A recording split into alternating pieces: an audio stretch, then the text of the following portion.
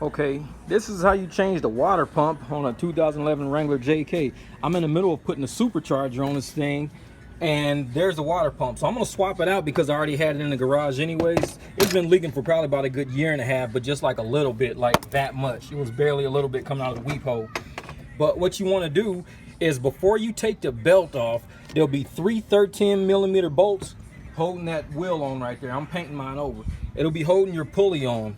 So use your get a 13mm socket, take those 3 bolts out first, or at least loosen them up. Don't take them out, just loosen them up.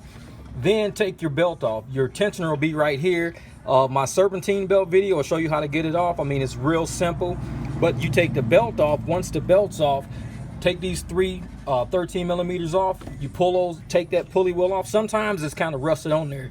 So just get something, just hit it one time. It should rattle loose. Pull it straight off. They got all these 10mm bolts on there, but make sure you got a bucket down there. I got a bucket sitting waiting, because as soon as you pull this thing off, all of it's coming out. I mean, it's a pretty simple, repair. It might take 15-20 minutes total. Like I said, I'm in the middle of swapping out, some stuff to do a supercharger, but I'm like, hey, this is a good time to kind of explain this.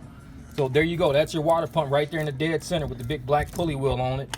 Like I said, always take those 3, loosen up those 3 13mm before you take the belt off. Once you take the belt off, you're gonna need an air wrench because that thing's gonna just keep spinning. Okay, I took a rubber mallet, kind of tapped it a little bit. That's the old one, that's my new one right there.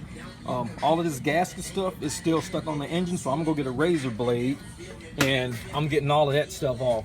Because you want a clean surface, I'm gonna razor blade that stuff off, but I'm also gonna put a little gasket maker on my new gasket. As I put it on there, should seal it up pretty tight.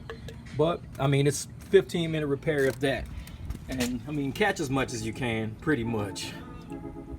Okay, so I clean that surface off as much as I can. There's a little stain on there, but I mean, you can rub your fingers across it just to make sure it's like as smooth as possible. I mean, I don't feel anything, so that's just orange stain on there. And I'm gonna put the new gasket on and everything and have this stuff ready to go. Like I said, here's the new one. Just so happened to have it in the garage. I ordered it when I first bought the Jeep about 2 years ago because it was dripping a little bit and I just never had time to put it on. But there it goes. Okay, so here's my gasket that came with it. It just slides right on like that, and that's the gasket maker. I might put a couple of little dabs on here just to hold it in place as I put it on there, but that's about it. And there it is, installed.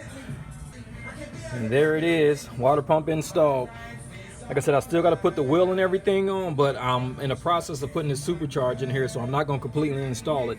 But what I would do is I would put the wheel back on, then I would just put the 3 bolts in and kind of secure them, snug them up pretty good. You don't got to tighten them down, just snug them up. These 3 bolts here. And once you snug them up, reline your belt back up, put your belt back on, and that should hold the wheel from moving. Then you can tighten them down completely. And like I said, it don't take that much torque, just kind of tighten them down, then your pump should be good.